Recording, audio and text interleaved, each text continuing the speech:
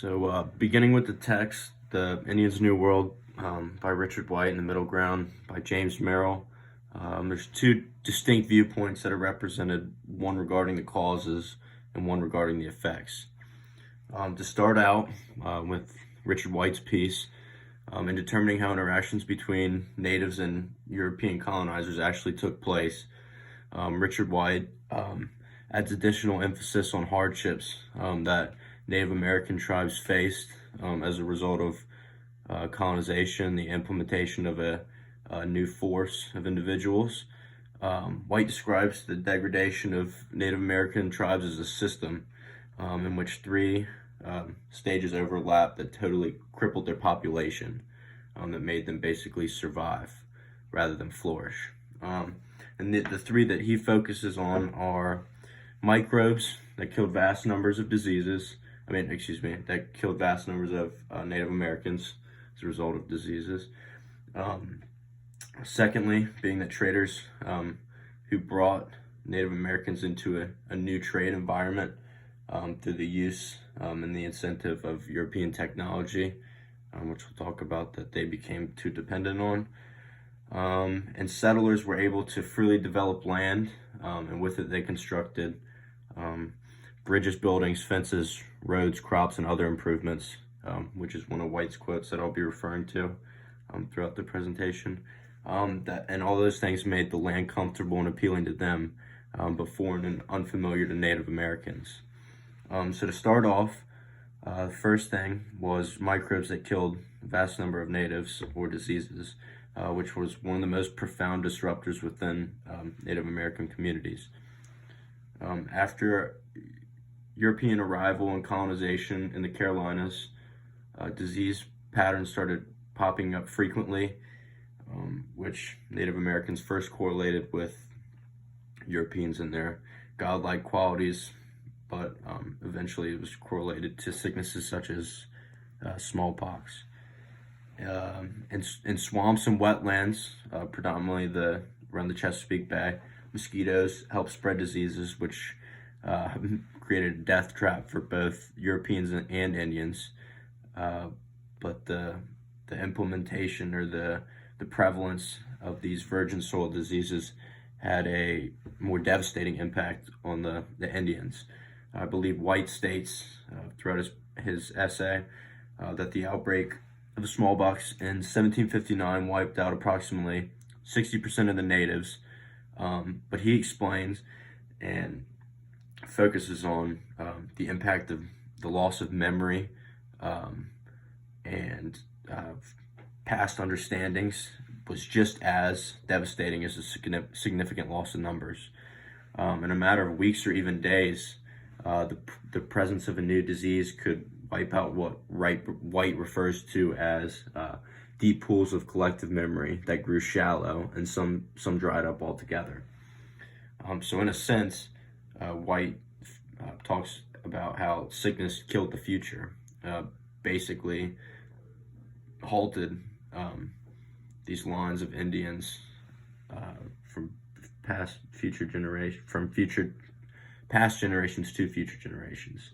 And as the spread of this cultural knowledge was halted, the number of colonists continued to rise, creating an even more unfair and unbalanced environment for the Native Americans.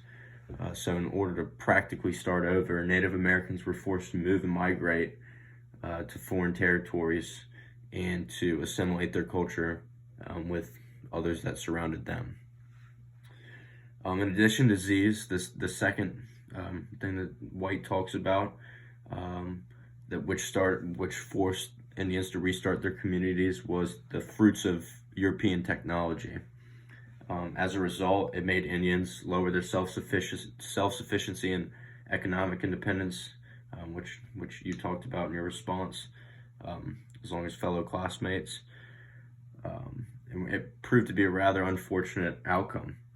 These less obvious agents of change, ranging from guns, ammunition, additional weapons, agricultural tools, food, and other essential tools, made Native Americans fully reliant on the products of Europeans.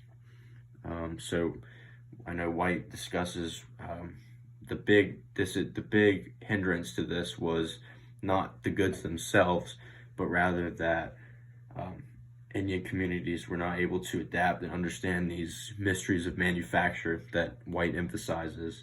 And instead, they found it easier to travel vast distances, demanding an entire range of European goods, in which they grew a fondness for them, simply because it was not being sculpted or produced by their own hands. This was outside of their knowledge, of their area of expertise. One of the topics throughout our course during the semester that I found most interesting was actually the concept of alcohol in Indian tribes, which White describes as a device they use to achieve different levels of consciousness.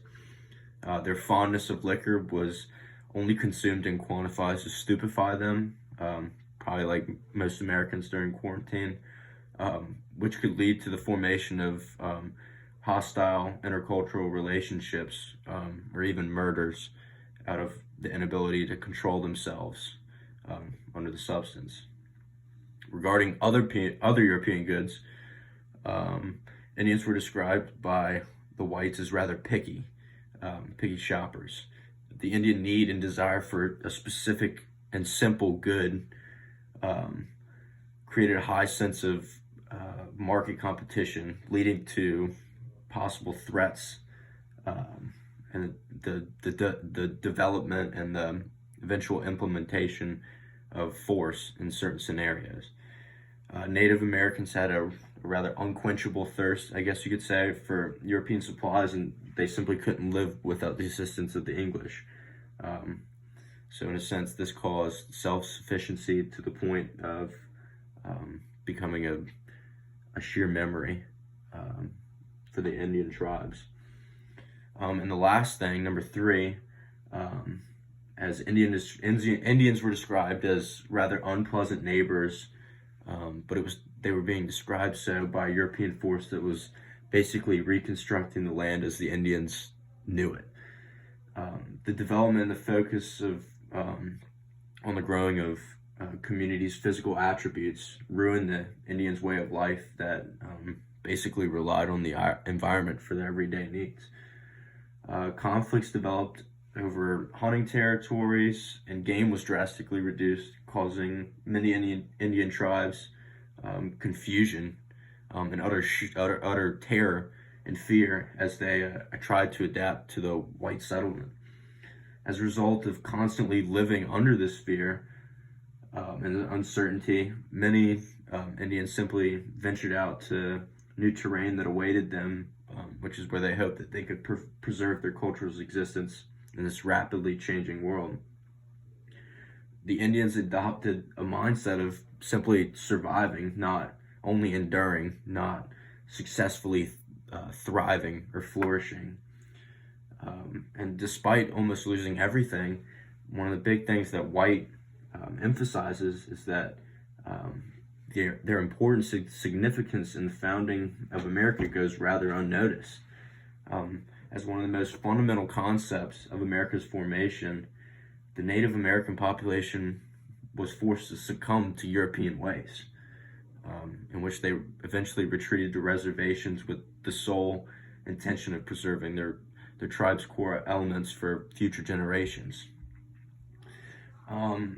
Regarding the effects of this assimilation of cultures, James Merrill provides an additional viewpoint in his essay, The Middle Ground.